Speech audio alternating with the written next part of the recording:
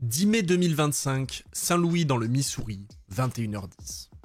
Randy Orton et John Cena sont à la lutte depuis une dizaine de minutes et ils semblent déjà à bout de force. Les deux rivaux se connaissent par cœur et ils sont au sol après une souplex de Randy Orton qui s'est débarrassé du collier arrière de son rival, mais enfin, ils reviennent sur leurs pieds.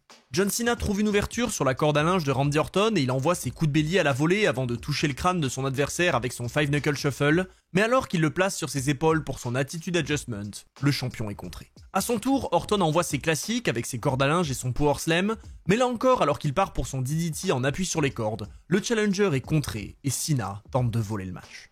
Sans perdre de temps, le champion profite du dégagement de son adversaire pour le coincer dans son STF, une prise que Randy Orton ne connaît que trop bien, et dont il arrive donc rapidement à se sortir en repoussant son rival. Très vite, le challenger profite de la position de Cena pour enfin le coucher avec son DDT, et il peut alors préparer son RKO. Les voix dans la tête du challenger se multiplient comme à l'époque où il prenait plaisir à torturer ses adversaires dans le ring, mais alors qu'il s'élance pour mettre un terme au match, Orton est repoussé, et Cena le place sur ses épaules de nulle part. Les fans imaginent alors déjà que tout est terminé, mais au moment où le champion veut écraser son challenger au sol, Randy Orton s'accroche à sa nuque de toutes ses forces et l'Attitude Adjustment est combiné en RKO pour laisser les deux hommes inconscients au sol. Cena et Orton se sont donc mis tous les deux hors d'action avec cette prise et au milieu des applaudissements du public, ils commencent à entendre une voix. Salut, c'est Monsieur Hawkin. Vous voulez savoir quelles sont les meilleures boissons sans sucre? Allez sur wearoli.fr/MonsieurHawkin/YouTube. Rentrez simplement le code Monsieur Hawkin 5 et obtenez rapidement 5 € de réduction sur votre première commande pour récupérer votre pack découverte. Et profitez ensuite des goûts excellents des gammes hydratation, Ice Tea, Energy et Milkshake. Oli s'occupe de tout. Un conseil, goûtez le meilleur goût Ice Tea mangue passion sur wearoli.fr/MonsieurHawkin/YouTube. En plus, si vous êtes un habitué ou que c'est plus intéressant pour le prix de votre commande, vous pouvez avoir 10% de réduction avec le code Monsieur Hawkin. Bah oui, c'est bientôt l'été, donc au lieu de vendre une voiture, c'est plutôt le moment de se régaler de boissons rafraîchissantes au goût naturel et sans sucre. En plus, Oli s'est bien préparé à ça, ils ont sorti 2 nouvelles saveurs dans la gamme hydratation avec l'excellent goût pastèque et l'incroyable goût goyave qui est en train de devenir un de mes favoris. Donc n'attendez plus, rendez-vous sur le lien en description ou en commentaire épinglé pour profiter de la meilleure alternative au soda sucré sur wearoli.fr/MonsieurHawkin/YouTube. Mais bon, c'est pas tout, parce qu'une fois cette voix passée, cette prise leur rappelle à tous les deux un moment important de leur histoire. C'est loin d'être la première fois que Randy Orton contre la prise de finition de son rival avec la sienne. Et d'ailleurs, même si leur grande rivalité s'était officiellement terminée fin 2009 avec la victoire de Cena qui était alors devenu la superstar de l'année, c'était loin d'être leur dernier affrontement. Quelques mois plus tard, début 2010, Randy Orton et John Cena se retrouvent à nouveau sur le même ring dans un match pour devenir challenger numéro 1 au titre, mais ce soir-là, ils ne sont pas seuls, puisque face à eux se trouve également Kofi Kingston. Justement, la présence d'un troisième catcheur et l'absence de disqualification va grandement profiter à Randy Orton, puisqu'il reçoit l'aide de Cody Rhodes qui s'en prend à Cena hors du ring, et qui lui permet donc de coucher Kofi avec son RKO pour la victoire.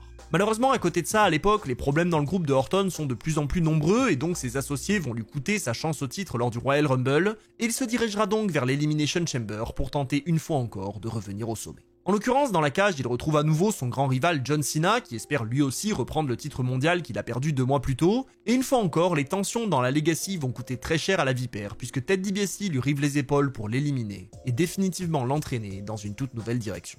Parce que oui, ce qui est spécial avec l'année 2010, c'est que pour la première fois depuis 2004, Randy Orton va changer de personnage pour devenir face, c'est-à-dire gentil. Pendant que son rival John Cena remporte le titre mondial et se lance dans une rivalité avec Batista à WrestleMania, Orton lui se sépare de Legacy pour se diriger vers une histoire bien différente qui va l'éloigner de son némésis pendant de longs mois. En fait, les deux rivaux ne vont se croiser que 4 fois pendant le reste de l'année 2010 et ils ne partageront pas beaucoup plus le ring en 2011, mais pourtant cette période va quand même nous offrir une nouvelle rencontre en 1 contre 1 entre les deux. Arrivé au mois de juin, Randy Orton se retrouve dans une rivalité contre Edge pendant que John Cena lui s'accroche à son titre mondial, et alors que le visage de l'entreprise s'est fait détruire par Nexus, un nouveau clan très important de l'époque, il doit tout de même rester concentré sur son titre qu'il doit défendre dès le prochain pay-per-view. Et justement, cette défense est très particulière puisque Edge, Sheamus et surtout Randy Orton ont remporté des matchs de qualification chacun de leur côté, et ils obtiennent donc tous les trois une chance au titre lors de Fatal 4-Way. Cette histoire rapproche alors les deux rivaux et s'ils doivent s'opposer dans quelques semaines pour encore se départager autour du titre de la WWE, ils vont aussi devoir faire équipe dans un contexte bien différent des précédents. Parce que oui, à ce moment-là, Orton a totalement changé de personnalité, il a quitté son côté opportuniste et tricheur pour devenir lui aussi apprécié par les fans, et c'est donc sur la même longueur d'onde que les deux rivaux se retrouvent sur le ring ce soir-là. Malheureusement, leur équipe n'aura pas l'occasion de remporter le match puisque la Nexus viendra encore perturber le show en attaquant le general manager Bret Hart, et avec tout ça, Cena et Orton vont pouvoir s'opposer une fois de plus lors de Fatal 4-Way. Justement, ce soir-là, après s'être débarrassés de leurs rivaux respectifs en début de match, Randy Orton et John Cena se retrouvent face à face pour le plus grand plaisir des fans, mais vous vous en doutez, dans un Fatal 4-Way, les deux vont avoir beaucoup de distractions. Leurs tentatives de finisher sont vite stoppées par le retour de Edge et Sheamus et leurs interactions se limiteront à un RKO de Orton sur le champion puisque très vite la Nexus viendra perturber le match et ils s'en prendront à John Cena pour permettre à Sheamus de récupérer la ceinture.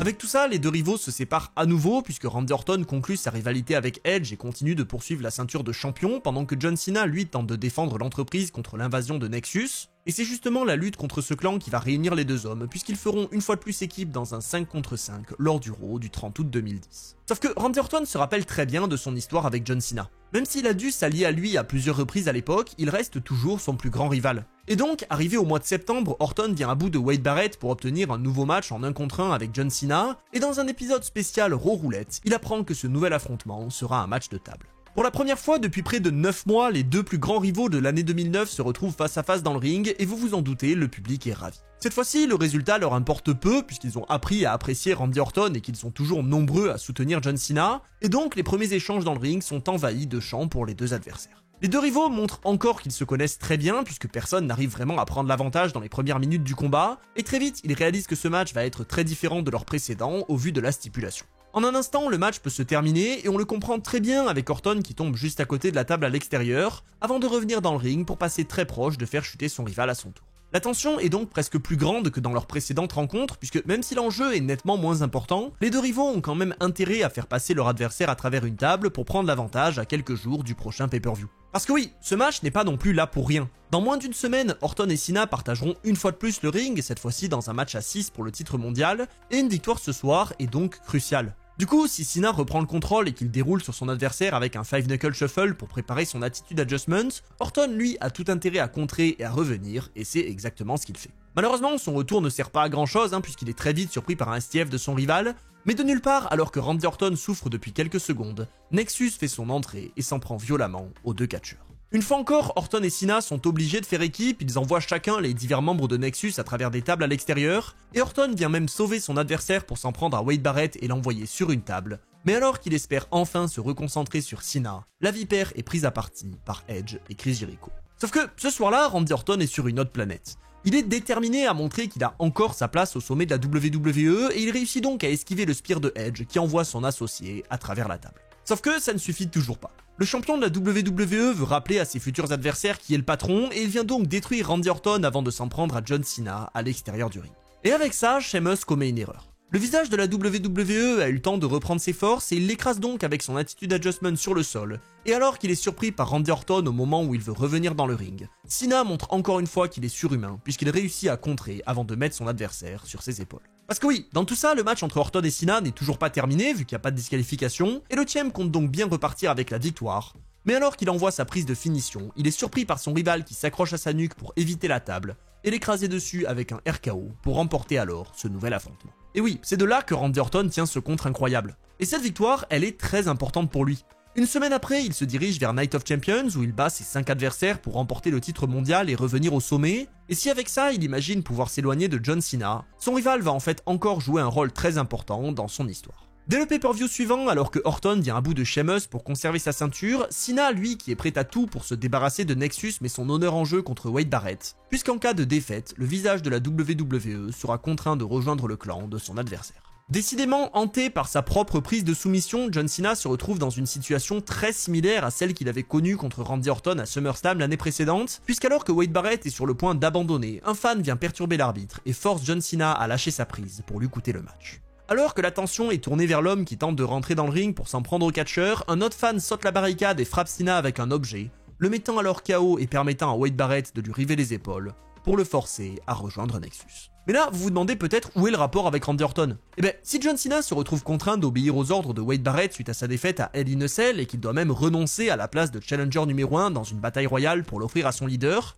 il va aussi se retrouver dans une situation encore plus délicate quelques temps plus tard. Si déjà il fait équipe avec Randy Orton contre les deux nouveaux membres de Nexus qui lui ont coûté son match à Hell in a Cell, il se retrouve aussi obligé d'accompagner Barrett au ring lors de Bragging Rights, avec pour ordre de lui donner la victoire. Sauf que John Cena est malin. Ce soir-là, il va bel et bien permettre à son leader de vaincre le champion de la WWE, mais au lieu de s'en prendre à Randy Orton dans le dos de l'arbitre pour laisser Barrett lui river les épaules et prendre le titre, Cena attaque le leader de Nexus pour causer une disqualification et donc lui offrir la victoire, mais permettre à Randy Orton de garder la ceinture. Avec ça, Cena pense donc s'en sortir parfaitement, et même si le champion de la WWE est en colère d'avoir perdu le combat et qu'il couche Cena et Barrett avec son RKO, tout semble quand même rentrer dans l'ordre. Sauf qu'à l'époque, Nexus a un pouvoir immense. Et donc, non seulement Barrett obtient une revanche pour le titre de la WWE dès le pay-per-view suivant, mais en plus au lendemain de Bragging Rights, alors qu'on a le droit au 16e match 1 contre 1 entre Randy Orton et John Cena et que le champion prépare son punt kick, Barrett sort son associé du ring et le couche avec une corde à linge pour lui donner la victoire par disqualification, mais pas que. En fait, grâce à la victoire de John Cena ce soir, Barrett obtient le droit de choisir qui sera l'arbitre de son match de championnat lors de Survivor Series, et vous vous en doutez, il décide de mettre encore cette responsabilité sur le dos du visage de la WWE.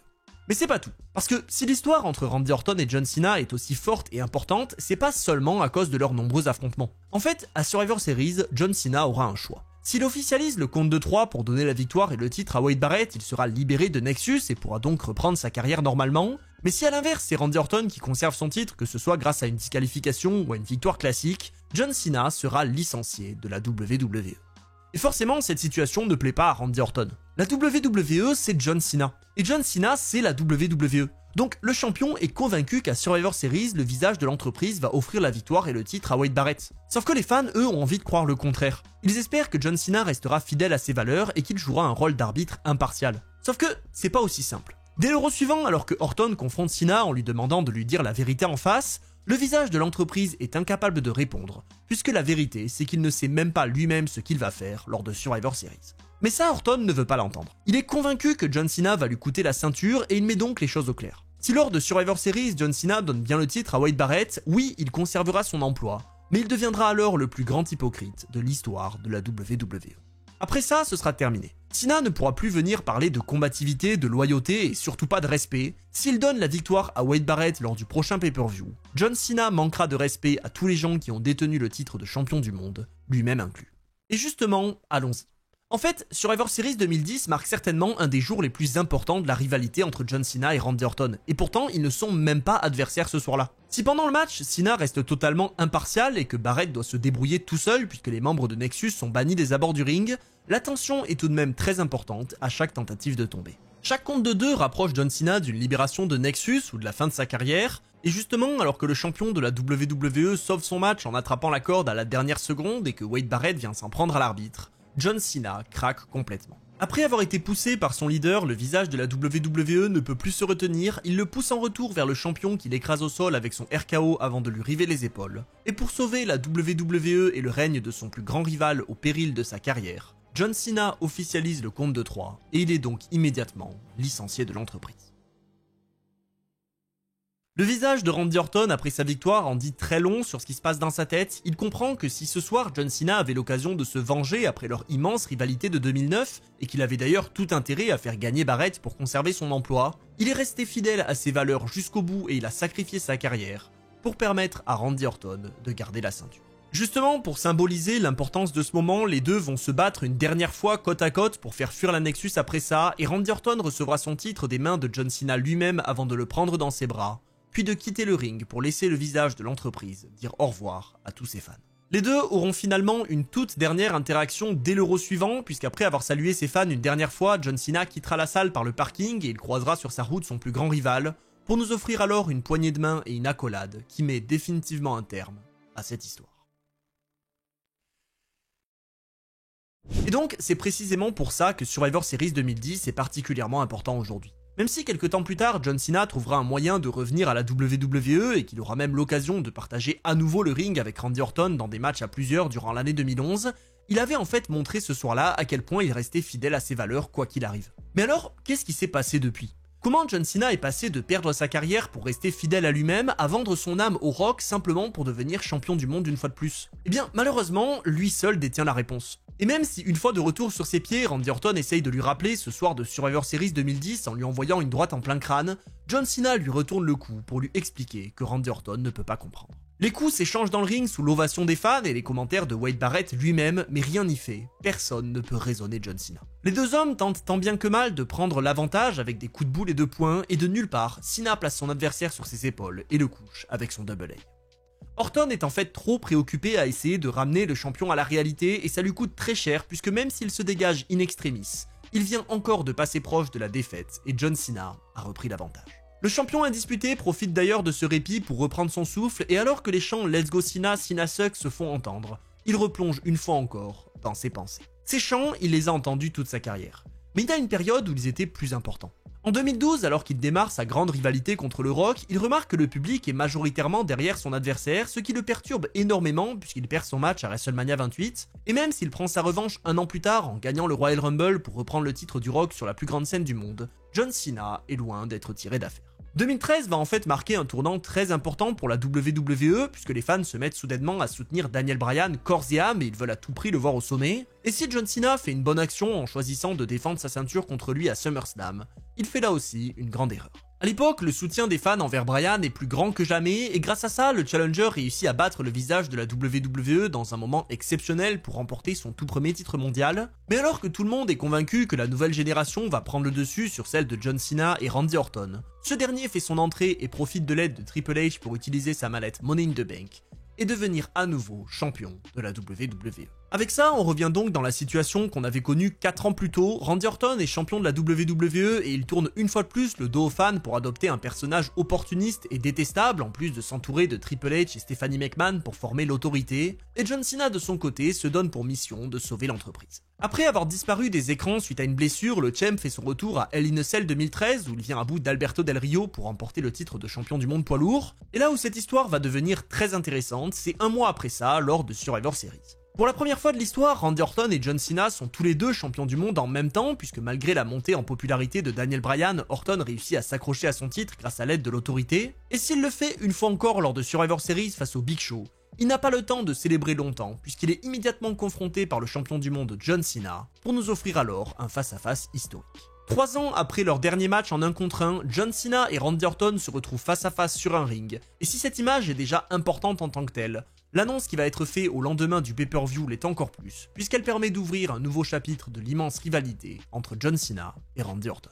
Le rôle suivant Survivor Series est ouvert par le champion de la WWE qui est rejoint par l'autorité, et si on peut déjà sentir quelques tensions entre Triple H et Randy Orton, puisque le champion se plaint que ses associés soient encore venus lui apporter une aide dont il n'avait pas besoin, Randy Orton va rapidement tenir des propos qui vont attirer l'attention de quelqu'un de très important. Alors que le champion de la WWE se vante d'être le visage de l'entreprise, qu'il prétend être le meilleur catcheur de la décennie et qu'il demande aux fans qui est le vrai champion, il est interrompu par la musique du champion du monde poids lourd et son plus grand rival, John Cena. Le champ fait donc son entrée, il se présente à Randy Orton et très vite il aborde un sujet important. Il explique que si depuis des mois les fans chantent pour Daniel Bryan et s'ils essayent tant bien que mal d'aider ce catcheur sous-estimé à atteindre les sommets, c'est parce qu'ils en ont marre. Ils en ont marre que le pouvoir reste en permanence dans les mains de l'autorité et que des catcheurs comme Randy Orton soient constamment protégés. Mais dans tout ça, Randy Orton a quand même posé une question intéressante. Qui est le vrai champion ? À ce moment-là, il y en a deux. Et pour John Cena, c'est un problème qui empêche réellement de savoir qui est le meilleur. Et donc, au lieu de perdre du temps avec des formalités, le champion du monde poids lourd fait une proposition très simple, un match pour déterminer le seul vrai champion de la WWE. Pour répondre à cette demande, Randy Orton commence par s'adresser à l'autorité pour savoir ce qu'ils en pensent, mais très vite, John Cena l'interrompt et remet les choses au clair. Là, il n'est pas question des dirigeants de la WWE et de leurs différentes idées. Il est question de savoir si Randy Orton a le cran de se confronter à John Cena. Et donc, le champion du monde poids lourd retire immédiatement les doutes qui pourraient planer. Il défie Randy Orton à un match d'unification des ceintures. Orton de son côté semble hésiter, il regarde encore l'autorité, mais avant qu'il ne puisse répondre, Stephanie McMahon annonce qu'effectivement ça fait déjà un moment qu'elle et son mari réfléchissent à une telle possibilité. Rapidement, le champion de la WWE se met à suspecter Triple H et Stephanie McMahon de travailler avec Cena depuis le début, mais il est rapidement interrompu par son ancien mentor dans l'évolution, qui tient à remettre les choses au clair. Lors de TLC dans 2 semaines, le titre de champion du monde et celui de la WWE seront suspendus au-dessus du ring, et Randy Orton et John Cena devront se départager dans un TLC match pour déterminer le seul et unique champion de l'entreprise. C'est officiel, la rivalité entre Randy Orton et John Cena est bel et bien de retour, et on comprend très vite que cette annonce ne plaît pas aux champions de la WWE. En même temps, des 16 affrontements entre les deux, Randy Orton n'en a remporté que 5 si on compte celui qu'il gagne par disqualification à Unforgiven 2007, Et donc, cette statistique ne l'annonce clairement pas favori. Mais du coup, il est temps pour Randy Orton de reprendre en confiance. Le même soir, alors qu'il fait équipe avec Alberto Del Rio pour affronter l'équipe de John Cena et le Big Show et que son partenaire subit le tombé pour perdre le match, Randy Orton profite d'une bagarre après le combat pour coucher le champion du monde avec son titre avant de célébrer au-dessus de son corps avec les 2 ceintures. Évidemment, pour l'instant, Randy Orton n'est pas officiellement champion indisputé et justement pour rendre officiel le match d'unification des titres, l'autorité organise la semaine suivante une signature de contrat. Le champion de la WWE fait son entrée et il est rejoint par le champion poids lourd et l'autorité peut alors présenter les 2 adversaires et leur ceinture. Dans ce discours, Triple H en profite pour expliquer la raison de l'organisation de ce match puisqu'il insiste sur le fait que tout ça ne s'est pas décidé sur une simple suggestion de John Cena, mais que c'est une idée qu'il avait en tête depuis un bon moment et qu'il attendait simplement d'avoir 2 champions à la hauteur d'être le visage de l'entreprise pour la mettre en œuvre. Et en vrai, cette justification, elle est loin d'être déconnante. Randy Orton et John Cena, c'est sans aucun doute les 2 catcheurs actifs les plus importants de la décennie à l'époque, et bien sûr, les 2 champions en sont bien conscients. Orton et Cena vont donc chacun leur tour signer le contrat pour définitivement officialiser le match, mais ils vont aussi avoir l'occasion de s'exprimer. C'est le champion de la WWE qui prend la parole en premier, et il dit quelque chose de très intéressant. D'après lui, de tous les gens qui ont détenu cette ceinture, le meilleur, c'est lui. À l'époque, cette phrase n'est pas si surprenante, c'est simplement un champion qui se vante d'être meilleur que son rival et qui insiste sur le fait que Triple H l'ait choisi comme visage de l'entreprise devant Cena. Mais si on revient en 2025 quelques instants, c'est une phrase très importante. Depuis qu'il est devenu champion à WrestleMania 41, Cena n'a eu de cesse de s'auto-proclamer dernier vrai champion de la WWE tout en promettant d'effacer l'histoire liée à cette ceinture. Et forcément, ça, Randy Orton ne peut pas le laisser passer. Surtout pas après ce qui s'est produit en 2013. Parce que, vous l'imaginez bien, cette interaction ne s'arrête pas là. Déjà, Randy Orton rappelle à John Cena ce qu'il a fait à son père quelques années plus tôt, et alors qu'il mentionne son palmarès et promet à son rival qu'il va le battre lors de TLC, le champion du monde l'interrompt et s'exprime à son tour. Cena va directement appuyer là où ça fait mal en disant à son rival qu'il n'a jamais été à la hauteur des attentes que les officiels et les fans avaient envers lui puisqu'il a toujours été paresseux et s'est simplement reposé sur son simple talent. Et il rappelle au passage que Orton s'est fait offrir le titre de la WWE pendant que Cena, lui, a dû le mériter. Et donc ça suffit. Cena en a déjà marre de parler et il veut se battre. Randy Orton a donc le choix. Soit il quitte le ring, soit il fait quelque chose. Mais s'il fait quoi que ce soit maintenant face à John Cena, celui-ci lui promet une chose. Il va montrer à tout le monde ce que TLC veut vraiment dire, en utilisant l'intégralité des objets autorisés dans ce match sur son rival. Évidemment, ces provocations font exploser Randy Orton qui jette la table placée entre lui et son futur adversaire, et immédiatement, la bagarre éclate. Cena se jette sur son rival et l'écrase à plusieurs reprises avec une échelle à l'extérieur avant de lui envoyer de violents coups de chaise, mais une fois de retour dans le ring, Orton trouve une ouverture et se venge. Le champion du monde est donc à son tour passé à tabac, mais alors que Randy Orton installe une table dans le ring, il est surpris par le retour de John Cena qui l'envoie s'écraser sur la table placée dans le coin, avant d'en rajouter une couche avec un attitude adjustment sur celle placée par son rival.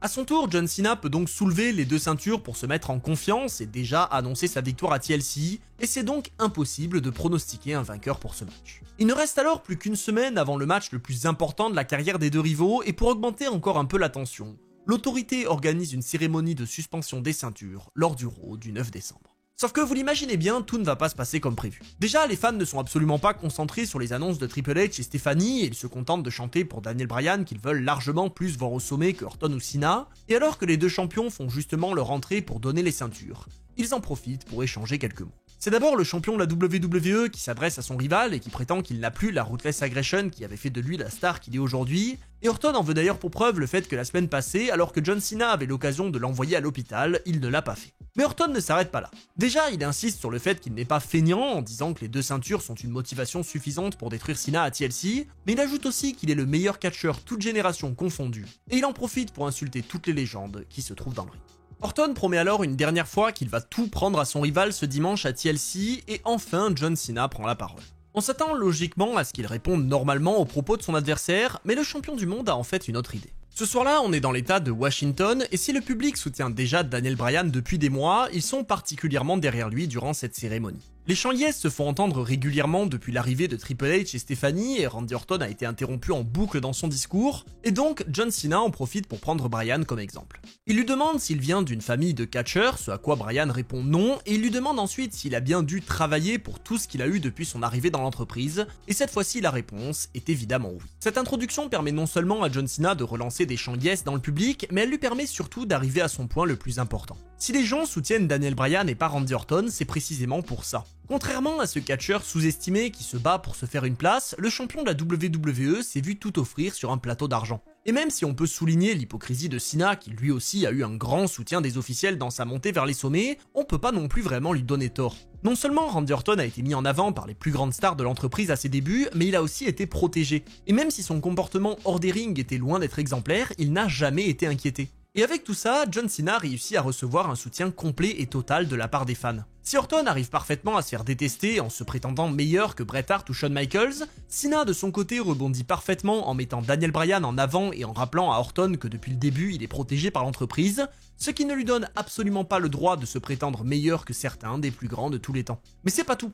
Dans son discours, John Cena va plus loin. Selon lui, si Orton veut les ceintures, c'est par pur égoïsme. Il veut juste pouvoir se vanter devant les autres en devenant enfin ce qu'il aurait dû déjà être 10 ans plus tôt. Et c'est pour ça que les gens ne respectent pas le champion de la WWE. A l'inverse, si certains peuvent ne pas apprécier John Cena, ils le respectent tous. Ils le respectent parce qu'il s'est toujours battu, parce qu'il a toujours fait de son mieux, et ils le respectent parce qu'il est toujours resté fidèle à son mantra en donnant une chance à tous ses adversaires. Quand personne ne voulait croire en Dolph Ziggler, John Cena a vu ses efforts et a accepté de l'affronter. Quand les gens ne voulaient pas de CM Punk au sommet, John Cena a vu en lui le meilleur au monde. Et enfin, quand l'autorité ne voulait pas de Daniel Bryan en tant que champion de la WWE, John Cena lui a donné sa chance et Bryan l'a même battu. Et donc, c'est clair, être champion pour John Cena, c'est être digne de respect. Et donc, lorsqu'il a attaqué Randy Orton la semaine passée, il n'avait pas l'intention de s'en débarrasser. Il voulait simplement lui passer un message en lui montrant qu'il pouvait être aussi brutal que lui. Pour conclure, John Cena se contente donc d'une simple déclaration.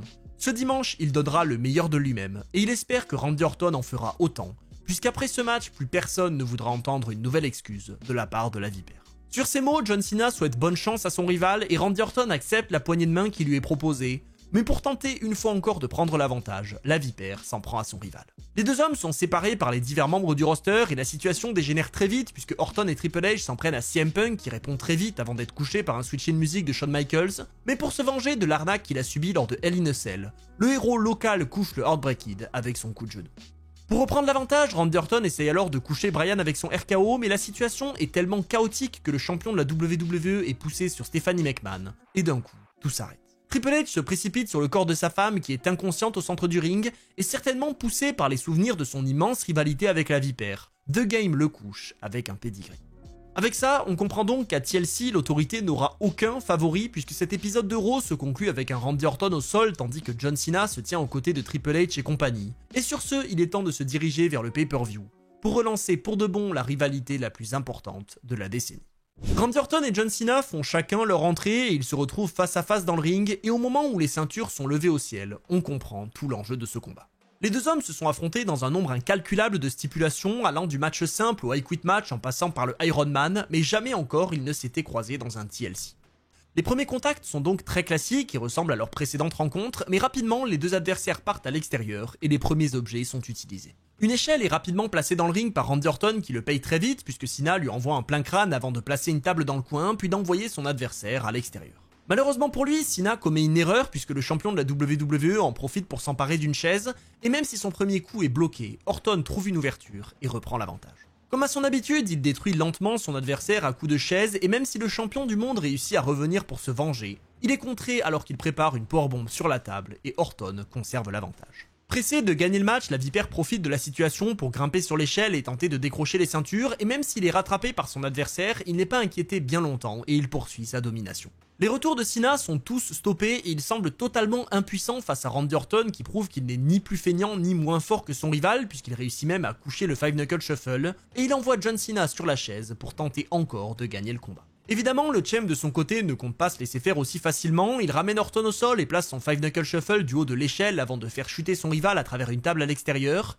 mais là encore, au moment où il pense pouvoir décrocher les ceintures, Cena est repris par Randy Orton qui l'écrase avec son RKO. On voit alors que si John Cena a globalement gardé la même attitude qu'il avait dans leur grande rivalité de 2009, Orton lui a bien changé et il a énormément progressé, puisque même s'il est encore ramené au sol par de violents coups d'escalier, il trouve toujours un moyen de revenir et semble s'inspirer de la résistance de son adversaire. Pour autant, il n'a pas perdu le côté violent qui a fait les grandes heures de sa carrière, et justement pour le prouver, Orton prépare un punt kick. Malheureusement, Cena de son côté a conservé lui aussi sa résistance et sa détermination et il contre donc le coup de pied pour envoyer Orton à travers la table des commentateurs. Et si avec ça on vit un match violent, vous allez voir qu'on est très loin d'avoir tout vu. De retour dans le ring, John Cena grimpe à l'échelle pour tenter de décrocher les titres, mais la fatigue le ralentit et permet à Orton de revenir, et la vipère retire donc l'échelle sous les pieds de son rival avant de le punir à coups de chaise.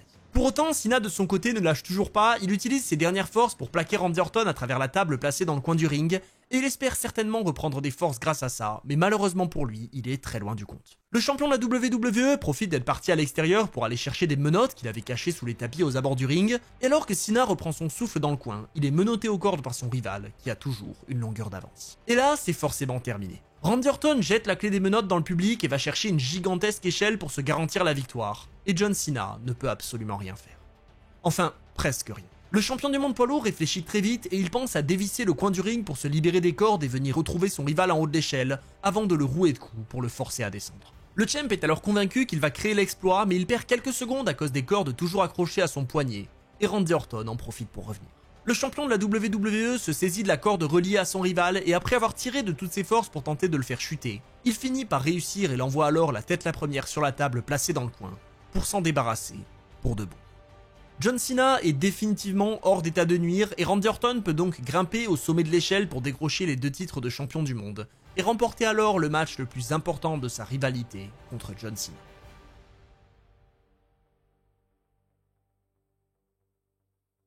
Avec cette victoire, Randy Orton est donc officiellement le tout premier WWE World Heavyweight Champion, et il fait taire toutes les critiques à son sujet en devenant pour de bon le seul et unique visage de l'entreprise.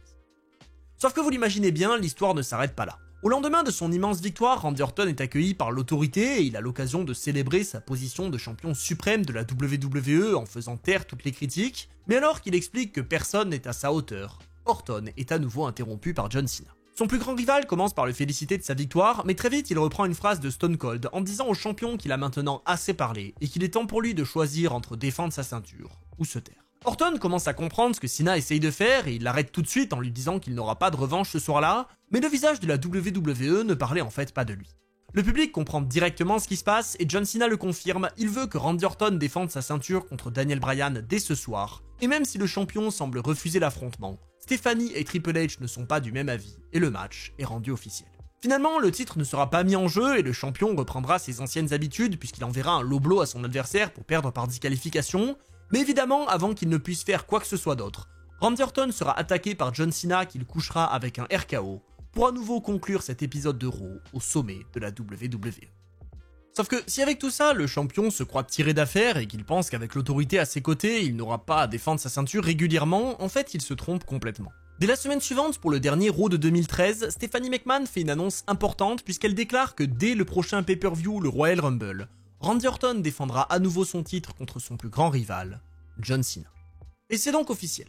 Dans 3 semaines, les 2 pires ennemis de la WWE se retrouveront une fois encore dans le ring pour le titre suprême, et Randy Orton a encore un défi de taille à surpasser pour rester au sommet.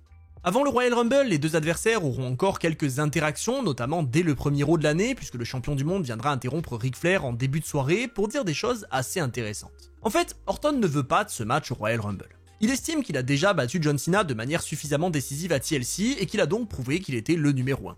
Sauf que Ric Flair n'est pas d'accord. Selon lui, quand on est champion, on doit défendre sa ceinture tous les jours pour prouver sans cesse qu'on est le meilleur. Et si ses propos ne plaisent pas au champion et qu'il menace son ancien mentor, il n'a pas l'occasion de faire quoi que ce soit puisqu'il est interrompu par John Cena. Le challenger au titre commence par reprocher à son rival de libérer sa frustration sur Ric Flair au lieu d'en vouloir à l'autorité ou de simplement se battre avec Cena, et justement, le challenger propose au champion de donner aux fans une preview du Royal Rumble, mais vous vous en doutez, Orton refuse immédiatement. Et si avec ça on peut simplement croire que Orton a peur ou qu'il joue avec son adversaire comme en 2009, la réalité est assez différente. En fait, à l'époque, Cena est loin d'être la seule menace qui pèse sur le champion du monde. D'un côté, Brock Lesnar en veut également à son titre et Batista, lui, s'apprête à faire son retour pour certainement aussi tenter de reprendre la ceinture. Et donc, lors du Raw du 13 janvier 2014, Orton décide d'envoyer un message très important.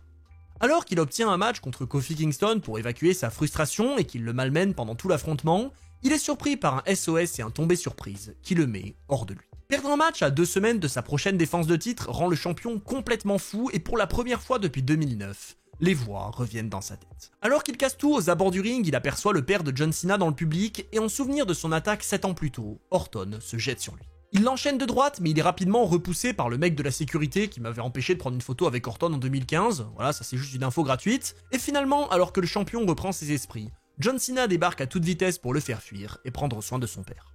Et donc ça y est, cette histoire qui était uniquement liée au titre de champion et à la position de numéro 1 jusqu'à présent vient de devenir très personnelle, et Randy Orton va rapidement devoir en payer les conséquences. Dès la semaine suivante, l'autorité le menace de lui retirer son titre et même son emploi, et pour essayer de le secouer un peu et le motiver, Triple H va même jusqu'à lui rappeler sa défaite contre Kofi Kingston. En fait, Hunter en a marre de son champion. Depuis le début, il croit en lui et il fait tout pour le mettre dans les meilleures conditions pour être le visage de l'entreprise, mais Orton gâche systématiquement tout. Et là, il a été particulièrement problématique quand il s'en est pris à un homme âgé et sans défense. Et donc, il est temps pour Randy Orton de réparer ses erreurs. Triple H lui offre le même soir un match contre Kofi Kingston pour montrer qu'il est capable de le vaincre, et il lui impose aussi de retrouver John Cena dès son arrivée dans l'arène pour effacer son action de la semaine passée. Si la tension est déjà très importante avec tout ça, elle ne va faire qu'augmenter puisque Batista fait son retour quelques instants après pour mettre au clair ses intentions vis-à-vis du titre mondial, et on retrouve finalement Randy Orton dans le main event pour sa revanche contre Kofi Kingston. Malheureusement, le champion du monde n'aura pas l'occasion de venir à bout de son adversaire comme il l'imaginait puisque John Cena débarque en plein milieu du match et attaque son rival pour causer une disqualification, le faisant finalement fuir dans les gradins puis carrément hors de l'arène pour prendre un avantage immense à 6 jours du Royal Rumble. Et justement, il est temps d'en parler. À 3 mois du 30e WrestleMania de l'histoire, le champion des champions Randy Orton fait son entrée pour défendre le titre suprême qu'il espère bien conserver pour se diriger vers la plus grande scène du monde, et il est rejoint par son challenger qui est comme à son habitude accueilli par un mélange de huées et d'applaudissements, John Cena. Pour la 18e fois de l'histoire, Randy Orton et John Cena se retrouvent dans un match 1 contre 1 avec cette fois-ci à la clé la place de véritable visage de la WWE, et le moins qu'on puisse dire c'est que ça plaît pas forcément aux fans. Et oui, au moment où la cloche sonne et où les premières prises de tête commencent entre les deux rivaux, on entend déjà des chants pour Daniel Bryan. En fait, les fans ont déjà vu cette rivalité à de nombreuses reprises, ils en ont marre de voir Randy Orton et John Cena monopoliser le sommet de la WWE, et début 2014, ils ont envie de voir du changement. Mais pour ça, ils vont devoir être patients. Orton et Cena échangent les prises et les coups en début de match avec un contrôle de Randy Orton qui est totalement ignoré par la foule, et le retour de Cena quant à lui est accueilli par des huées. Le champion de son côté ne se laisse pas perturber par les fans qui chantent le nom de Randy Savage, de Chris Jericho ou encore de l'Undertaker pour détourner l'attention de ce match de championnat, et Orton déroule donc sur son rival comme à son habitude. Les chants boring se font entendre alors que le champion coince une fois de plus son adversaire dans un collier arrière avant de l'envoyer dans l'escalier à l'extérieur, et le moins qu'on puisse dire c'est que la position de visage de la WWE que prétend posséder Randy Orton est largement remise en doute. Les fans ne lâchent pas, ils disent aux deux rivaux qu'ils sont tous les deux nuls pendant que Orton continue de malmener lentement son challenger en provoquant la foule, et même si dans un premier temps tout ça permet à Cena de revenir, il est très vite ramené au sol par un power slam et Randy Orton garde l'avantage. Finalement, le challenger trouve une ouverture sur le coin et il écrase son adversaire avec sa descente de la cuisse avant de préparer son attitude adjustment, mais là encore le champion est imperturbable et il contre la prise avant de placer son DDT à l'extérieur du ring. Pour autant, le RKO ne passe pas et John Cena surprend son rival avec son STF qui force Randy Orton à ramper jusqu'aux cordes et il enchaîne ensuite très vite avec son 5 Knuckle Shuffle. Arrivé à ce 18e match, les fans ont l'impression d'avoir tout vu et ils restent donc très critiques vis-à-vis de ce qu'ils voient, mais au moment où le challenger va en finir avec sa prise de finition, Orton s'agrippe aux cordes et il est entraîné par l'élan de son adversaire qui l'envoie sur l'arbitre, avant d'être à nouveau coincé dans un STF. Très vite, Randy Orton abandonne et John Cena lâche donc la prise en se préparant à être déclaré vainqueur, mais vous l'avez compris, sans arbitre c'est impossible pour le challenger de remporter ce combat. Le champion, lui, a très bien compris ce qui se passe, et donc alors que son adversaire tente de réveiller l'arbitre, il part à l'extérieur avant de revenir dans le ring, pour le coucher avec un coup de ceinture. Pendant ce temps, Charles Robinson reprend conscience et il peut donc officialiser la tentative de tomber de Orton, mais à sa grande déception, son adversaire réussit à se dégager. Le champion n'en revient pas et pourtant il n'est pas au bout de ses peines puisqu'alors qu'il se déconcentre du match, il est surpris par John Cena qui l'écrase avec son attitude adjustment et qui passe alors très proche de lui prendre le titre. Les deux hommes se retrouvent donc au sol pendant quelques secondes et le public s'est enfin investi dans cette rencontre puisqu'ils ont énormément de mal à prédire qui va en ressortir vainqueur, et pour encore les faire douter, Randy Orton place un RKO à son adversaire et obtient à son tour un compte de 2 qui fait exploser l'arène. Mais ça suffit. Les provocations du public et sa haine envers son adversaire ont définitivement fait plonger le champion dans la folie, et il prend donc quelques pas d'élan pour préparer le coup de pied le plus dangereux de son arsenal. Cena semble parfaitement vulnérable au moment où Randy Orton s'élance et pourtant il esquive le punt kick à la dernière seconde et prépare son attitude adjustment. Mais Orton est lui aussi sur ses gardes et il réussit à contrer la prise avant de coincer son rival dans un STF. John Cena se retrouve donc à subir sa propre prise de soumission à ce moment-là, mais pour encore rester fidèle à ses valeurs, il s'en sort et place un crossface à la vipère, qui se dégage à son tour avec une tentative de tomber. De retour sur ses pieds, le champion ne perd pas de temps, il place Cena sur ses épaules et l'écrase avec un attitude adjustment pour encore lui voler ses prises, mais si d'une part le challenger se dégage, il ne tarde pas à lui rendre l'appareil, puisqu'alors que Randy Orton se relève, John Cena sort un RKO de nulle part, et passe lui aussi très proche de gagner le match. En quelques échanges, les deux hommes ont réussi à nous offrir un enchaînement qu'on n'avait jamais vu dans leur rivalité, alors que tout le monde était convaincu qu'on avait fait le tour de cette histoire. Et il ne s'arrête pas là, puisque John Cena profite des cordes pour écraser le champion avec un Tornado DDT avant d'une fois de plus le coincer dans un STF. Cette fois-ci, Orton n'arrive pas à ramper jusqu'aux cordes, mais alors qu'il semble à deux doigts d'abandonner, voilà ce qui se passe. De nulle part, Bray Wyatt, Luke Harper et Eric Rowan apparaissent sur le ring et perturbent le challenger, et au moment où il veut se reconcentrer sur son rival, il est déjà trop tard. John Cena est couché par un RKO et Randy Orton lui rive les épaules pour conserver son titre. Après ça, le nouveau visage de la WWE ne s'attarde pas bien longtemps aux abords du ring, puisqu'il est bien conscient que si la Wyatt Family lui a offert la victoire, ils ne l'ont pas fait par plaisir. Et pour confirmer ses motivations, Bray Wyatt s'en prend à John Cena, et tout indique donc que la rivalité entre les deux plus grandes stars de l'entreprise est terminée.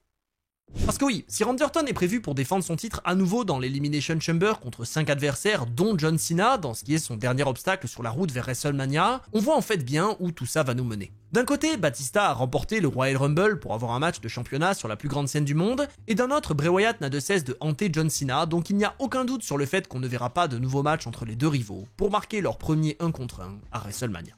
En plus, il faut aussi prendre en compte Daniel Bryan qui vient à bout du champion lors du Raw du 3 février 2014, et pourtant, si tout ça indique que la rivalité entre Orton et Cena est définitivement terminée, la WWE va décider d'organiser un nouveau match 1 contre 1 à quelques semaines d'Elimination Chamber. Alors, c'est sûr qu'avec aucun enjeu et une simple revanche en main event de Raw, le match ne semble pas très important, on a juste droit aux échanges classiques entre les deux rivaux qui tentent encore et toujours de se départager pour prouver à leur adversaire qu'ils sont meilleurs, mais ce qui est intéressant dans ce combat, c'est son résultat. Parce que si avec ce nouveau chapitre de la rivalité, Randy Orton semblait avoir montré qu'il était meilleur que son adversaire après toutes ses défaites en 2007, 2008 et 2009, ce dernier match en 1 contre 1 semble indiquer autre chose. Cette fois-ci, sans aucune intervention et dans un match tout à fait classique dans lequel le titre n'est pas en jeu, John Cena surprend Randy Orton avec sa descente de la cuisse puis son attitude adjustment, et il le bat sans aucune controverse. Du coup, cet épisode de Raw ajoute une victoire au palmarès de John Cena contre son rival, et même si 2 semaines plus tard, c'est bien Randy Orton qui conserve son titre dans l'Elimination Chamber pour se diriger vers le main event de WrestleMania, on imagine bien que le champion des champions n'est pas satisfait de l'image qu'il renvoie dans cette histoire.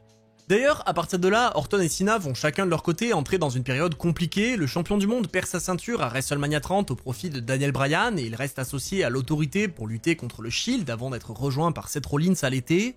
Et pendant ce temps, John Cena est battu par Bray Wyatt 1 mois après WrestleMania et il tente tant bien que mal de retrouver la position de numéro 1. Et c'est justement dans ce contexte que les deux hommes vont être amenés à se retrouver. Déjà, au mois de juin, alors que l'autorité semble imbattable depuis que Seth Rollins les a rejoints, ils vont commencer à devoir s'occuper de John Cena qui lutte contre eux pour reprendre le contrôle de l'entreprise, et c'est dans ce contexte que les deux rivaux se retrouvent dans quelques matchs par équipe, avant de participer tous les deux au match de l'échelle pour le titre mondial. En fait, à l'époque, Daniel Bryan est blessé et il doit donc rendre le titre vacant, ce qui force la WWE à couronner un nouveau champion du monde lors de Money in the Bank, et si Triple H et Stephanie espèrent que Randy Orton décroche la ceinture, ils réalisent très vite que John Cena est encore trop fort pour eux, puisqu'il revient pour coucher Kane avec sa prise de finition et inflige le même sort à son rival, avant de décrocher les titres pour officiellement devenir le visage de l'entreprise. Du coup, à partir de là, l'autorité va tout mettre en œuvre pour reprendre le contrôle, et après ça, Randy Orton aura donc plusieurs occasions de retrouver son rival dans des matchs par équipe, mais aussi dans des matchs à plusieurs pour la ceinture, comme à Battleground. Mais malheureusement, Triple H et Stephanie doivent très vite se rendre à l'évidence, Randy Orton n'est pas à la hauteur. Et oui, c'est peut-être un peu triste comme constat au vu de l'importance de la rivalité, mais c'est clairement ce qui nous est montré depuis le début. Et donc, si Randy Orton réussit à convaincre Triple H de le choisir comme adversaire de John Cena à SummerSlam et qu'il annonce à tout le monde qu'il est capable de battre son rival en 1 contre 1 pour ramener la ceinture dans l'autorité, il est finalement attaqué par Roman Reigns qui montre à Triple H que son plan A ne peut pas fonctionner. Le plan B de l'autorité, c'est évidemment leur nouvelle recrue Seth Rollins, qui est en plus détenteur de la mallette Money in the Bank, mais avec Dean Ambrose dans les parages, ça ne peut pas marcher non plus. Et donc, Triple H n'a pas le choix. Il est obligé de mettre en place le plan C en envoyant Brock Lesnar contre le champion du monde à SummerSlam, pour définitivement mettre un terme à l'éventualité d'un nouveau match entre John Cena et Randy Orton. En fait, il faudra attendre un bon moment avant de revoir les deux hommes dans le même ring, puisque John Cena continue sa rivalité avec Brock Lesnar malgré sa défaite cuisante à SummerSlam, pendant que Randy Orton démarre une histoire avec Chris Jericho aux côtés de l'autorité, et c'est justement tout ça qui les mène à nouveau partager le ring dans un match par équipe début septembre. Mais c'est pas tout. Quelques semaines plus tard, alors que l'autorité tente tant bien que mal de se débarrasser de Dean Ambrose et John Cena, qui n'arrêtent pas de perturber leur travail et de s'en prendre à Seth Rollins, ils décident d'agir et ils mettent donc dans un premier temps Kane dans un match contre Dean Ambrose pour régler une partie du problème, avant d'organiser le même soir un nouveau match entre John Cena et Randy Orton. Et le moins qu'on puisse dire, c'est que ce dernier n'est pas motivé à l'idée d'encore affronter son rival. Cette histoire est censée être terminée, donc il n'y a aucune raison d'encore s'exposer à une défaite contre un adversaire qu'il a toujours eu du mal à battre. Du coup, après des échanges classiques en début de match sous les chants Let's Go Cena, Cena Sucks et un combat centré sur le fait que les deux rivaux se connaissent parfaitement, John Cena contre la prise de finition de son adversaire et le coince dans un STF, avant de se faire attaquer par Kane et Seth Rollins qui causent une disqualification pour mettre un terme à ce combat. Ce match marque donc la 6ème fin par disqualification dans un match entre Randy Orton et John Cena, ce qui représente quasiment autant que les victoires de Orton sur son rival, donc c'est vous dire, et il marque aussi l'une de leurs dernières rencontres en 1 contre 1. Parce que oui, on arrive maintenant au mois d'octobre 2014 et la situation est totalement chaotique. Si déjà le champion de la WWE, Brock Lesnar, ne semble pas vraiment obéir à Triple H et Stephanie, l'opposition à leur pouvoir représentée par Ambrose et John Cena n'a de cesse de grandir, et ils n'ont donc pas d'autre choix que d'agir. Du coup, lors du Raw du 13 octobre 2014, Triple H annonce que John Cena et Dean Ambrose se feront face dans le main event du show, dans un match avec un contrat suspendu à un poteau, avec à la clé pour le vainqueur, un match contre Seth Rollins lors de Hell in a Cell.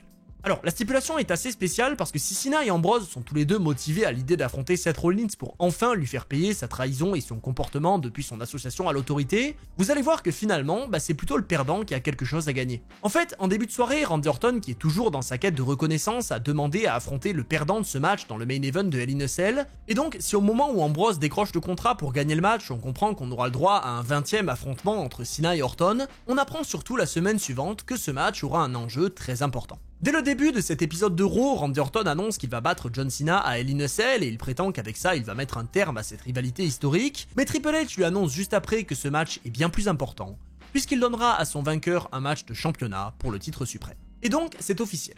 Dans moins d'une semaine, on aura un nouveau match entre Randy Orton et John Cena avec un enjeu très important, et pour justement faire monter encore un peu la tension, les deux rivaux se retrouvent sur le même ring plus tard dans la soirée. C'est d'abord Randy Orton qui vient récapituler l'histoire de sa rivalité avec John Cena, et si la plupart des choses qu'il raconte ont déjà été retracées dans cette vidéo, il dit une phrase qui a une importance très particulière aujourd'hui, puisqu'il prétend qu'il n'a jamais intéressé par le fait de se battre pour la bonne cause. Et si à l'époque cette annonce et les provocations de Randy Orton finissent par faire débarquer John Cena, qui annonce à son tour qu'il va battre son rival pour récupérer le titre mondial, ce souvenir fait particulièrement réagir le champion indisputé en 2025.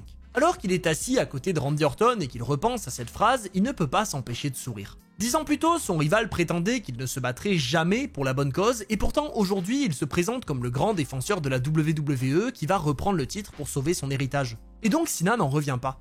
Tout le monde lui reproche d'avoir changé en ayant tourné le dos aux fans, mais personne ne mentionne l'hypocrisie de son rival. Et donc, il est temps d'en finir. Le champion place son adversaire sur ses épaules, et alors que celui-ci descend et que Cena en profite pour dérouler avec son coup de bélier à la volée, il se rappelle parfaitement de ce match à Hell in a Cell 2014. Ce soir-là, John Cena s'avance au ring surconfiant dans la cage malgré sa défaite contre Orton en 2009, et même si c'est justement la vipère qui domine le début du match à l'extérieur mais aussi dans le ring avec une chaise, John Cena fait ce qu'il sait faire de mieux. Il résiste et encaisse les coups. Impossible pour Randy Orton de mettre un terme à cette nouvelle rencontre aussi rapidement qu'il le voulait, histoire de s'économiser pour un futur match contre Brock Lesnar, et John Cena est alors malmené aux quatre coins de la cellule. Orton de son côté reste dans ses classiques, il est convaincu qu'il n'a qu'à reproduire l'exploit réalisé 5 ans plus tôt, et même s'il est surpris par les coups de bélier de son adversaire, il trouve une ouverture et l'écrase avec son power slam.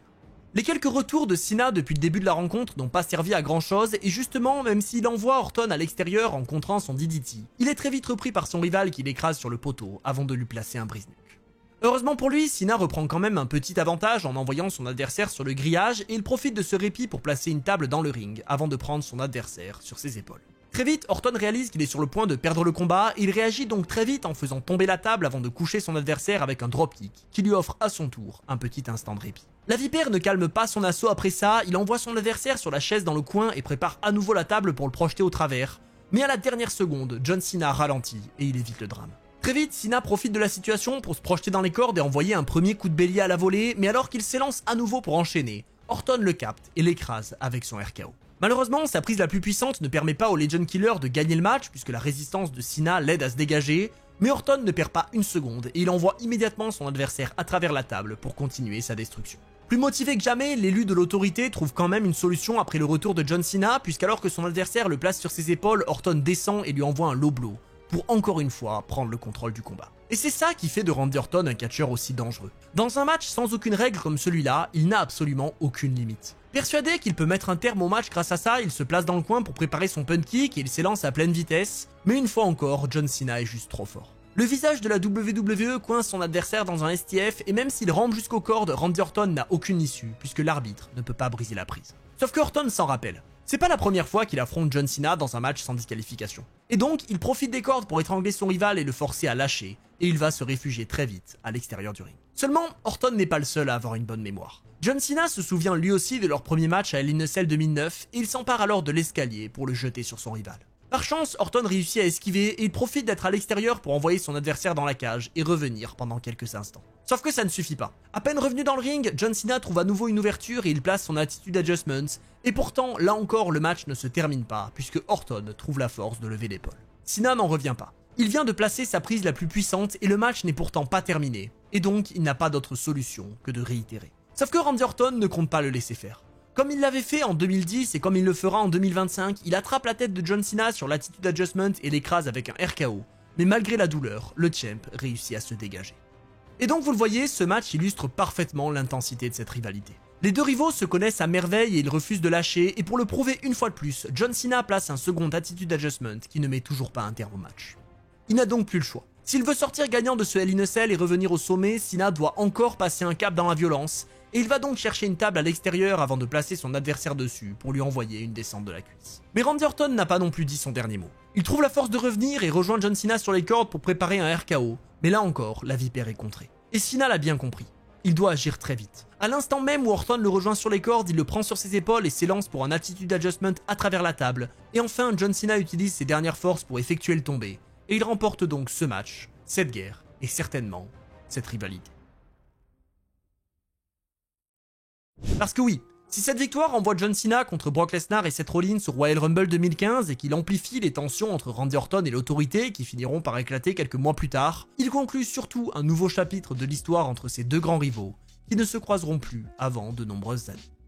Il faut attendre le mois de juillet 2015 pour les revoir sur le même ring dans un match par équipe aux côtés de Cesaro, mais ce qui nous intéresse particulièrement, c'est ce qui se passe près de 2 ans plus tard, fin 2016. Alors qu'il est en rivalité avec la Wyatt Family depuis quelques semaines, Randy Orton finit par s'associer à eux lors du SmackDown du 1er novembre 2016, et si cette association peut paraître très étrange, c'est encore plus bizarre d'imaginer qu'elle va mener nos deux rivaux à s'affronter une fois de plus. Pendant plusieurs semaines, Randy Orton va faire équipe avec Bray Wyatt, au point même de remporter les titres tag team de SmackDown, et pendant ce temps, John Cena fait son retour dans le show bleu pour tenter de revenir au sommet, en remportant un 16e titre mondial. Justement, cet exploit, le champ l'accomplit lors du Royal Rumble où il vient à bout de AJ Styles pour remporter la ceinture, et puisque le même soir, Randy Orton remporte la Battle Royale, tout indique que les deux rivaux vont se retrouver sur la plus grande scène du monde.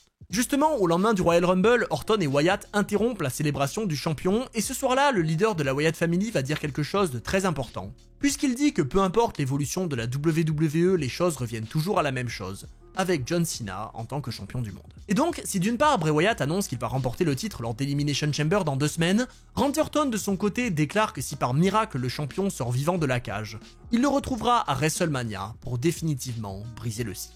Bray et Randy vont donc profiter d'avoir un champion vulnérable dans le ring pour tenter de l'attaquer, mais Cena sera sauvé par Luke Harper qui avait récemment été exclu de la famille, et tout ça mène donc immédiatement à un match par équipe entre les 4 hommes. Ce match nous offre donc le premier face-à-face entre John Cena et Randy Orton depuis 2014, mais il nous donne aussi et surtout un moment très important, puisque le vainqueur du Royal Rumble réussit à sauver son leader avant de coucher John Cena avec un RKO pour lui river les épaules, et prendre alors une victoire très importante.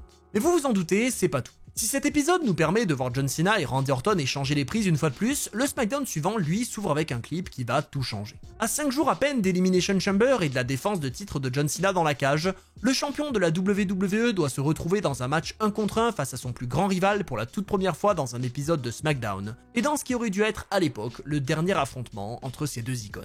D'ailleurs, le clip d'ouverture de ce show, il est excellent, donc je vous conseille d'aller y jeter un œil si vous avez l'occasion, mais nous, de notre côté, on va pas perdre plus de temps. On va se diriger vers le main event et accueillir John Cena suivi de Randy Orton et son entrée très spéciale à l'époque pour lancer ce nouvel affrontement. Forcément, après environ 3 ans, les fans sont de nouveau heureux de voir ces deux hommes dans le ring et ils sont très investis dès le début du match, d'autant que même si Randy Orton s'est rapproché de Bray Wyatt depuis plusieurs mois, son personnage dans le ring, lui, n'a pas trop bougé. Il a toujours ce catch lent et perturbant pour ses adversaires qui lui permet encore de prendre le dessus sur John Cena dans le ring mais aussi à l'extérieur, et sous les yeux de son leader Bray Wyatt, la vipère semble tout simplement invincible. Évidemment, cette domination ne peut pas durer éternellement et John Cena réussit quand même à contrer quelques offenses pour montrer lui aussi qu'il n'a pas changé, et donc même après avoir été écrasé sur la table des commentateurs, le champion du monde revient et déroule tous ses classiques. Cena réussit même à coucher Orton avec son attitude adjustment, mais après tant d'affrontements, il en faut quand même plus pour venir à bout de la vipère, et ce dernier ne tarde donc pas à répondre avec un DDT suivi d'un RKO qui ne met pas non plus un terme à ce combat. Comme lors de Hell in a Cell 2014, les deux rivaux ont placé leur meilleure prise et ils commencent donc à arriver à court de solutions, mais justement, alors que John Cena veut en remettre une couche avec un second double A, Randy Orton s'accroche aux cordes et comme lors de leur affrontement à Raw en 2014, ses pieds viennent frapper l'arbitre. Le champion de la WWE, lui, ne remarque rien et il coince son adversaire dans un STF qui le fait très vite abandonner, mais sans arbitre pour officialiser sa défaite et faire respecter les règles. C'est Randy Orton qui devient automatiquement un immense favori. Immédiatement après avoir lâché son STF, John Cena est attaqué par Bray Wyatt qui le roue de coups avec l'aide de Randy Orton, et cette situation à 2 contre 1 semble tout simplement insurmontable. Sauf que John Cena, c'est pas n'importe qui. Il contre le Sister Abigail et couche son adversaire avec une corde à linge, et même si Bray réussit finalement à placer sa prise de finition, John Cena est sauvé par l'arrivée de Luke Harper qui détruit Bray Wyatt et perturbe Randy Orton, pour permettre au champion du monde de le coucher avec sa prise de finition, pour lui river les épaules et enfin mettre un terme au match. Et donc ça y est, John Cena peut reprendre ses esprits. Tous ses souvenirs l'ont convaincu d'une chose, il est meilleur que Randy Orton. Et donc, même si sa prise de finition n'est pas assez puissante pour mettre un terme au match du premier coup, il lui suffit d'insister et peut-être de recevoir un peu d'aide extérieure pour obtenir une victoire facile. Le champion prépare donc un second double A et même si Randy Orton descend rapidement, Cena ne perd pas une seconde et déroule avec ses coups de bélier à la volée. Sauf que le champ n'est pas le seul à avoir une bonne mémoire. Alors qu'il est surconfiant et qu'il s'élance à nouveau tête la première vers son rival, il est capté par un RKO sorti de nulle part et Saint-Louis explose à l'idée de voir Orton créer l'exploit. Sauf que Randy le sait, un RKO même à ce stade-là du match n'est pas suffisant. Il faut aller plus loin pour non seulement prendre le titre de John Cena, mais aussi le remettre dans le droit chemin. Et donc, pour faire reprendre ses esprits à son plus grand rival, Orton ne voit qu'une solution, le pun kick. Il s'élance alors que Cena semble KO et pourtant, à la dernière seconde, le champ esquive et écrase son adversaire au sol avec un attitude adjustment. Le 17 fois champion du monde est alors convaincu qu'il a fait tout ce qu'il fallait pour conclure ce match et cette rivalité. Mais non.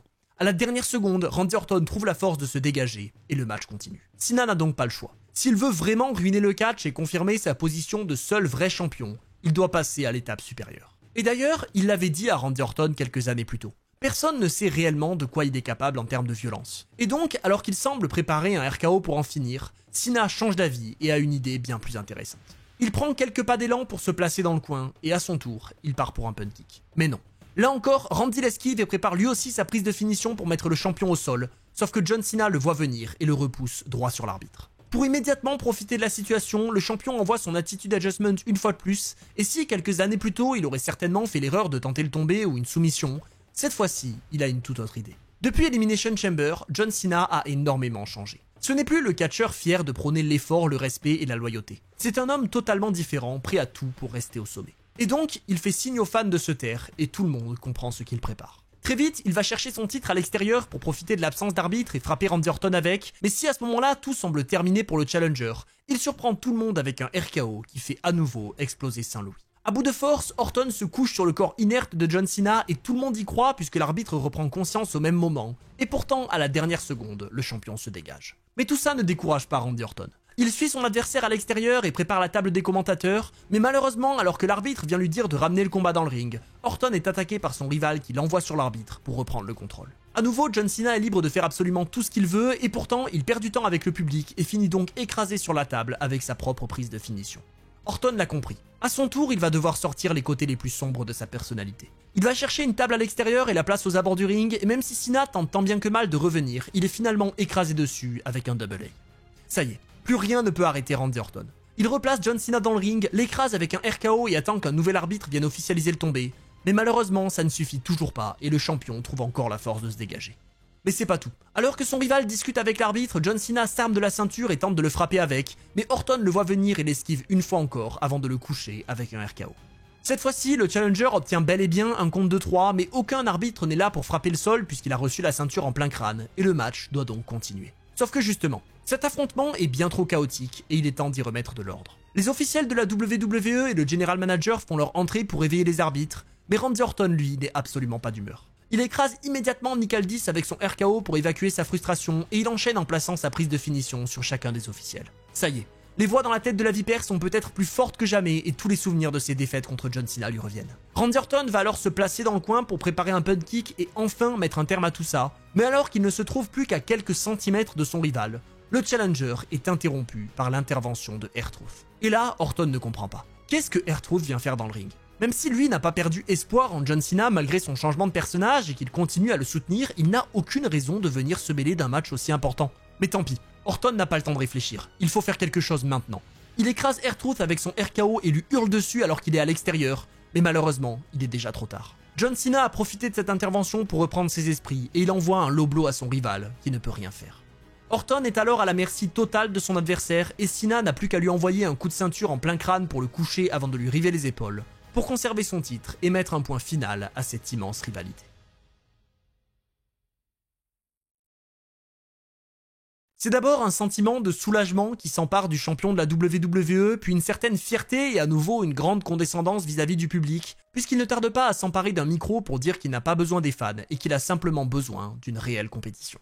Seulement, ce match a eu un réel impact sur John Cena. Et vous allez voir que l'impact en question, il n'est pas seulement physique. Alors qu'il célèbre sur les quatre coins du ring sous un mélange de huées et d'applaudissements et qu'il s'apprête à quitter la salle, le champion réalise que quelque chose ne va pas. En quelques secondes, tous les souvenirs de sa rivalité contre Randy Orton qui lui sont déjà revenus petit à petit au fil de la soirée repassent dans sa tête, et alors qu'il se reconcentre sur l'instant présent et qu'il entend les huées des fans, il regarde à travers la salle et voit chacun de leurs visages. Et c'est là que tout se bouleverse dans son esprit. En fait, il devrait totalement ignorer ces huées. Il les a connues toute sa carrière et ces derniers mois, il a même appris à les accepter. Sauf que ce qui perturbe John Cena, c'est pas vraiment ça. Au moment où il quitte le ring, le chant qu'il entendait légèrement au fond de la salle devient majoritaire et en un instant, la foule entière se met à chanter ces quelques mots « Merci Cena ».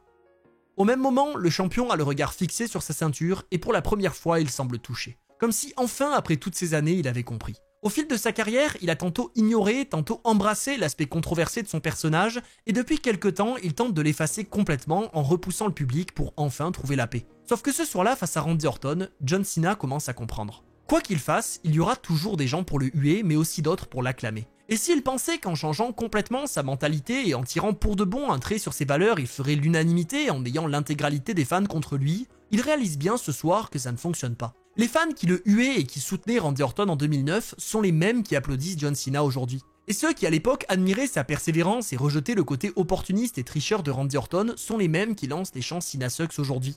En fait, tout ça ne veut absolument rien dire.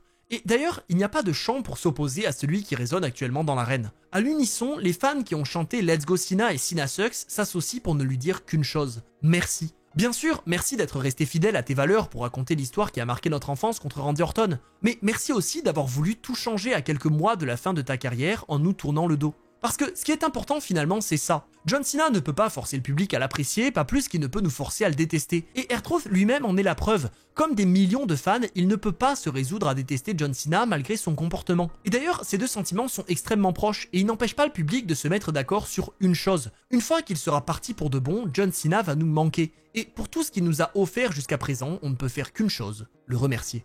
C'est donc en se remémorant près de 20 ans de rivalité et en partageant le ring avec celui qui a longtemps été son pire ennemi que John Cena trouve un semblant de paix intérieure, et si le chemin vers la rédemption totale est encore très long, le champion de la WWE a encore 6 mois pour le parcourir, et enfin mettre un terme à sa carrière de la bonne manière.